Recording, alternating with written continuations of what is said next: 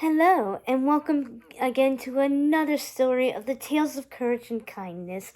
In today's story, we're going to be learning about Ariel and how she shows courage and kindness.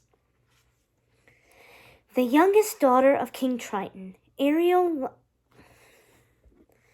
loves music, exploring, and above all, the human world. Ariel is fiercely independent. Despite her father's orders never to go above the water's surface, the little mermaid can't help herself. Ariel's unflappable spirit and resilience carry her on a journey of self-discovery, through which she becomes a courageous young woman who discovers her place in the world. And our story today is Shine of the Sea, written by Eric Guerin and illustrated by Nicoletta Baldari.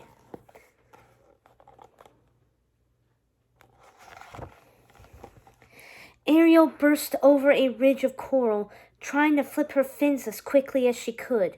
She was late for her concert rehearsal again. Her sisters would be furious again. She swam even faster, her long red hair blossoming out behind her. Although it was night, the palace shone in front of her, gleaming golden as if lit by the sun. She heard her sisters before she saw them. Their singing carried through the water to her ears. She followed the sweet sound into the concert hall, a chamber with grand arches and rows of benches. The mermaids were lined up on stage, each of their tails a different color. When they saw her, their singing came to an abrupt stop. "Look who decided to show up," said Atina, the eldest sister. She narrowed her eyes at Ariel. "What is with you lately?" The other sisters crossed their arms in annoyance. "I'm sorry, Ariel paused. She wasn't about to tell her sisters the truth, that she'd been distracted ever since the night before, when she'd saved a human sailor from drowning. She shrugged. "I guess I just forgot." Atina's eyebrows rose. "You forgot? Again? Let's hope you don't miss this concert too." Ariel winced, recalling how she'd completely missed their last concert. Her sisters had been humiliated, and her father had given her a stern talking to about her careless behavior. "You need to arrive on time, dear," Atina continued. "Yeah," Alana butted in. "Our do-over concert is tonight. Do you even know your part?"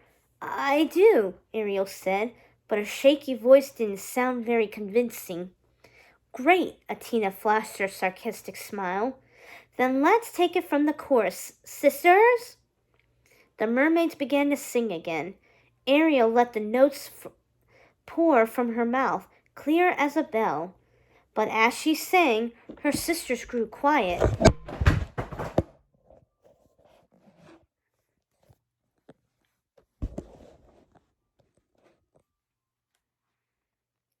They swarmed around her, frowning. "What?" Ariel let out a nervous laugh. "Was I off key?" "Ariel, you're supposed to be singing in harmony with us," Atina said. "Your solo comes earlier in the song, which you would know if you weren't always fish-flaking out on rehearsals." Ariel laced her fingers together. "Please, Atina," she begged. "Let me try again." "Forget it, Ariel," Atina said. "We don't have time. Our concert's in a few hours." "But maybe if I only sang my solo," Ariel began. Atina chuckled. "So now you get to be late and have a say in our arrangement?" Arista and Aguada giggled, while Adrina, Adela, and Alana averted their eyes. Ariel fought back tears. "Fine, I won't interfere." And with that, she swam off. "Ariel, don't be so hasty," Adela called out. "Come on now, Ariel. Yeah, we're sorry." Ariel half considered turning tail, until she heard Atina's voice. "There goes Ariel, acting like a baby again. Come on, girls, we don't need her." Fists balled at her sides, Ariel torpedoed from the concert hall in angry stream of bubbles. She was frustrated at herself for letting her sisters down. But she knew she could prove she was a team player if they would only let her.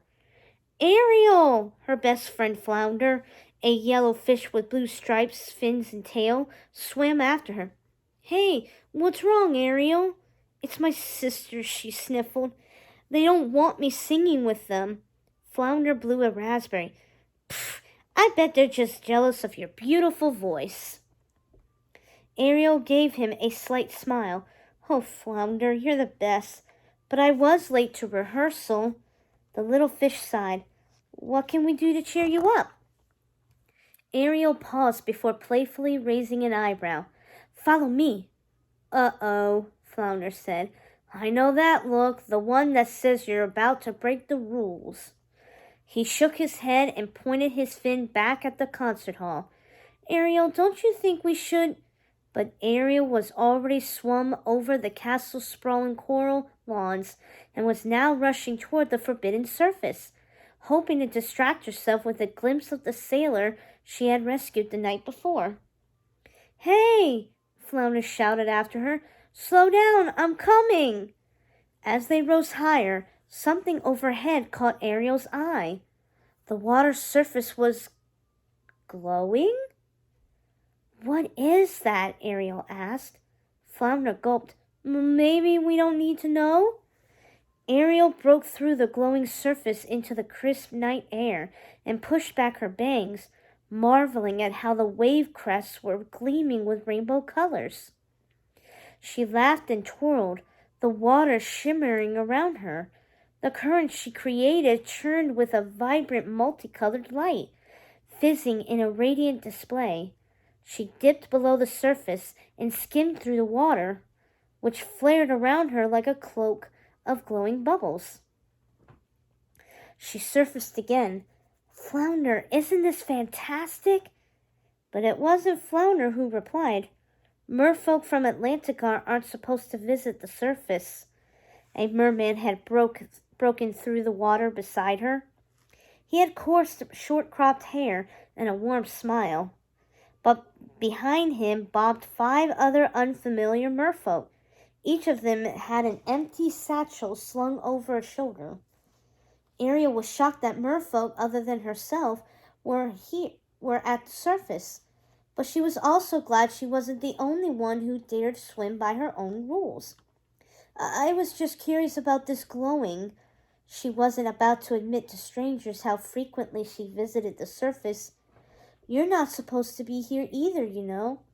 It's not forbidden in Pacifica, where we're from, the merman said. He introduced the other merfolk before pointing to himself. My name's Zeke. I'm Ariel, and this scaredy fish is Flounder. Ariel said as her fish friend peeked out from behind her hair. Flounder waved sheepishly. So do you come to the surface often? He asked Zeke. You're not afraid? Going to the surface can be very dangerous, Zeke said. We only come up here when we need something. My friends and I have come a long way to find this brilliant algae bloom. He traced his fingers across the surface, which gleamed iridescent at his touch, the sea sparkling with it tonight. Ariel's heart swelled. She found others who shared her adventurous spirit. So that's what this is, an algae bloom, she said, watching a pod of dolphins zip past, their bodies brightening like starlight as they dove through the shimmering water. I wonder why I've never seen this before. Overglow is rare, Zeke said. Overglow? Ariel inquired. That's what we call it, Zeke said. It's also known as shine of the sea, he grinned. The merfolk were showing handfuls of overglow into their satchels. Ariel pointed out the satchels to Flounder. I wish I'd brought my satchel. Zeke smiled. There's plenty of overglow to go around. Why are you collecting it? Ariel asked. She noticed that the merfolk were rubbing it into their scales, slicking it through their hair and streaking it across their lips and eyebrows. Zeke's features glimmered. Like it? He asked. Ariel somersaulted, elated. Oh, I love it. You all look radiant. The overglow protects us, Zeke explained. On the surface, it helps us blend in with the moonlight so we're invisible to any predators below.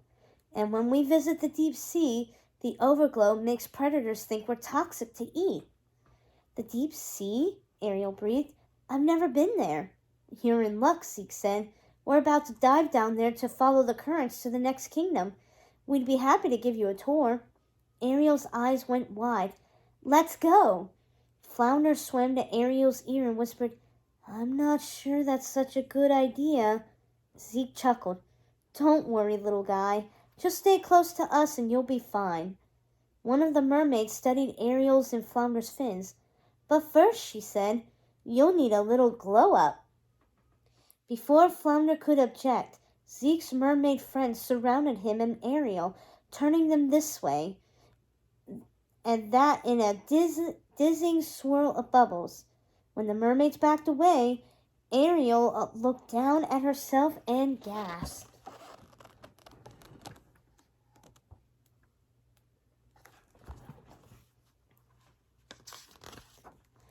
It's lovely! Ariel's entire tail was shining and sparkling. Her fingernails twinkled. Even Flounder's stripes looked more dazzling than ever. Once his eyes stopped rolling around from dizziness, he did a happy little loop-de-loop. Now you're ready. Come on. Zeke plummeted, his friends whooping as they followed. A smile washed across Ariel's face. Then, with a sinking feeling, she recalled the squabble with her sisters and wished they were as welcoming to her whims as her new friends. Shaking off the thought, she flicked her fins, folded over, and dove after them. Wait for me, Flounder called. The water grew darker and colder. Before Ariel knew it, they were down at the ocean floor, a deserted part of the seabed with bleached bone white coral and wisps of tall black grass. This couldn't be the deep sea Zeke had spoken of. There were few places left in Atlantica she had yet to explore, including the evil sea witch's lair that she'd heard so much about. But she'd already been down to this part of the ocean many times. It was nothing new or remarkable. But then she saw the merfolk slip into a dark fissure running along the ocean floor. She followed them, twisting her body to enter the crack.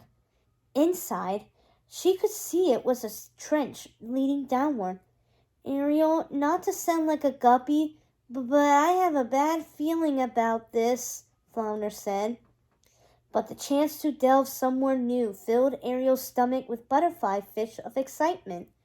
She pumped her fins, eager to explore the unknown. Come on, Flounder, there's nothing to fear. Just then, a huge glowing sea creature reared up out of the dark. Monster! Flounder screamed. We're gonna die! Ariel spiraled out of its way, slamming back against the trench wall. As Flounder cowered in her hair, she caught her breath, peering down at the horrifying beast. It had long tentacles like a hideous giant squid and large glowing eyes that stared them down. The creature hovered in place, blocking Ariel and Flounder from following the rest of the merfolk down into the trench. Zeke, are you okay? Ariel called down. As Zeke emerged into view below, the fearsome glowing sea creature scattered? Its menacing eyes and terrifying tentacles seemed to break apart in a flurry of little dots of light. Ariel blinked hard. It hadn't been a fearsome creature at all, but a group of tiny glowing shrimp. They'd come together to scare her. And it had worked. Flounder, she said, fishing him out of her hair. We're okay. Zeke gestured to Ariel. Come on, we're nearly there. You mean we're not there yet? Flounder stammered. Is someone getting cold fins? And with that, Ariel plunged. Flounder followed. Ariel, what's that saying about how curiosity killed the catfish? Flounder, will you relax? She whispered back. Down, down, down they swam, The trench grew narrower, the water even colder. Finally, a current spat Ariel out into a dark realm of glowing coral and fish, the deep sea. "Oh my gosh," she said, taking it all in. Every creature was aglow, from bobtail squid and comb jellies to dragonfish and lantern sharks, lighting up the dark space like a starry night sky. Her eyes followed a vivid starfish, then a glowing anglerfish. She playfully prodded a jellyfish with tentacles of rainbow lights and got a closer look at a tiny flashing like lightning. "Have you ever seen anything so amazing?" Ariel asked. Flounder replied, but his eyes were wide with wonder. Zeke and the others made their way through a school of glimmering fish. As she followed the merfolk, Ariel could only make out their overglow streaked tails, which shone neon in the pitch-dark water. The same went for Flounder, whom she recognized purely from the glow of his distinct stripes, fins, and tail. Her own tail was lit up like magic, along with her fingernails and hair. "So what do you think?" Zeke asked Ariel. "I love it." She gestured at the glittering creatures that swam around them. "Are they all covered in overglow too?" Zeke shook his head. "Creatures down here make their own light." "Monster!" Flounder shrieked, darting behind Ariel. "Flounder, not again!" But Ariel froze. There, at the edge of the trench, appeared a glowing, giant squid. Not a bunch of shrimp disguised to look like one, but a real giant squid. It opened its beak and let out a terrible screech, sending the smaller creatures swimming off to hide among the coral. The hungry giant squid was heading right for Ariel and her friends. I thought you said the overglow would keep us safe from predators," Flounder squeaked. "Stay back," Zeke ordered. He slathered a piece of coral with overglow and tossed it with all his might. "The squid will go after the decoy," one of the merfolk explained. "Works every time." Ariel held her breath as the squid halted and watched the coral drifting past. But then, the squid snapped the coral decoy in half with its beak. It continued toward them, screeching hungrily as it closed in. "It didn't work," Ariel cried. "Now what?" "Glow screen!" Zeke shouted to his friends, who emptied their satchels so the overglow burst out in a cloud of light. "This will surely distract it. Now swim!" The merfolk turned tail as the monstrous squid got lost in the billow of overglow. "I think it worked," Flounder piped up as they followed the merfolk around a corner. They came to a stop inside a cavern. The merfolk felt along the walls for an exit, but there was no escape. Zeke whirled around. "It's a dead end!" "What are we going to do?" squealed Flounder. "I have an idea," Ariel exclaimed, recalling how the shrimp had come together to form a frightening monster. She quickly rounded up the merfolk and gathered them together to create the shape of a large glowing shark. Their luminous fins formed its jagged teeth. The squid appeared in the cavern's entrance, looming out of the darkness. Flounder, playing the shark's eye, whimpered, "Ariel, I don't think it's working." The squid spread its massive deadly tentacles and opened its sharp beak, preparing to swallow them whole. "Flick your fins and don't stop," Ariel instructed all the merfolk. They did as they were told, making it appear as if their shark was opening its mouth wide and chomping its huge teeth. The squid recoiled with a shriek and suddenly retreated. Together, Ariel and her friends had scared it off. Her bright idea had worked. "That was some quick thinking," one of the merfolk told Ariel. "You totally saved our tails," another agreed. "It was a team effort," she replied. If only her sisters had been there to see how well she had worked with others. "You sure know how to put on a good show, Ariel," Flounder chimed in. She gasped, "Oh my gosh, the concert with my sisters! I've got to go. Zeke handed his satchel to Ariel. Please take this as a parting gift. She peeked inside. There was still a lot of overglow left. Oh, thank you, Zeke, but don't you need this to continue on your way through the deep sea? The algae bloom is still up there, he replied. We can always get more. What's important is that we're able to give back to someone who helped us out. Ariel beamed. It was wonderful meeting all of you. I hope our currents cross again someday. As the other merfolk cheered in agreement, Ariel and Flounder started toward home. An excited chatter filled the water around the palace. The concert was about to begin. Ariel found her sisters putting on their makeup in the vanity room mirrors. Look what the catfish dragged in, Atina glared at her. Late again, I see. Arista ran a conch comb through her hair. At least she didn't leave us high and dry this time. I still can't fathom what was more important than yesterday's concert, Aquata said with a sneer. Ariel cleared her throat. I'd like to say something to all of you. Atina snorted. This should be good. I'm sorry for being late and missing out, Ariel started, and I promise to sing in harmony so that we all shine together as a team. That is, if you'll have me back. Atina looked at her other sisters. I understand if I'm too late, and you don't want me to perform with you, Ariel continued, but even if I'm not singing with you tonight, I wanted to give this to all of you. She opened the satchel to reveal the overglow. Atina peered inside. Ew, what is that shiny slime? Overglow. Ariel applied a fresh coat to her lips, eyelids, and hair. Her sisters hovered around, curious. When Ariel snapped her fingers, a huge cloud of tiny shrimp entered the room, gathering around the lights and plunging the room into darkness, just as Ariel had asked them to do. The sisters gasped. Ariel, you're glowing in the dark, Aquata observed. I'm impressed, Atina admitted. Where'd you get this stuff? That's not important, is it? Ariel teased. I knew you'd all like it. Atina rested a hand on Ariel's shoulder. We like you.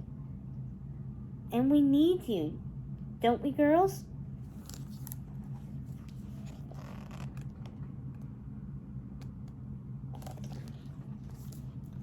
A little while later, the daughters of Triton took their places inside their clamshells under the stage in the crowded concert hall. After the fanfare from the trumpet fish, and after Sebastian the Crab started up the orchestra, King Triton waved his Triton so the stage lights went out, just as Ariel had requested. Suddenly, the concert hall was as dark as the deep sea itself. Whispers rippled up from the audience. The orchestra trilled and swelled as the glowing clamshells rose onto the stage. One by one, each clamshell snapped open to reveal a mermaid whose tail and hair were covered in shining streaks of overglow. The last to emerge was Ariel, sparkling green and purple as she let her solo notes bubble out. Then Ariel let her voice slip into harmony with her sisters as they swam together to form a single glowing rainbow. When the sisters hit their final perfect note, the twinkling shrimp floated in right on cue to illuminate the water around them like starlight. The crowd roared with the loudest applause the sisters had ever received. The concert had gone all swimmingly. It was a performance Ariel would cherish forever as her shining musical debut. Atina squeezed her hand. Ariel, we couldn't have lit up the stage without you. I promise never to let you down again, Ariel said. Glowing with affection, Ariel would pulled her sisters into a hug. From now on, we shine together. Wow, what an amazing story of Ariel. And as you know, Ariel is fierce, curious, free-spirited, driven, unconventional, and willful. Her dream is to be part of the human world. Her heroic moment was saving a human from drowning. with her trusty sidekick and best friend Flounder by her side, and her famous quote, "Have you ever seen anything so wonder in your entire life?" So here's my question for you. How do you help others shine?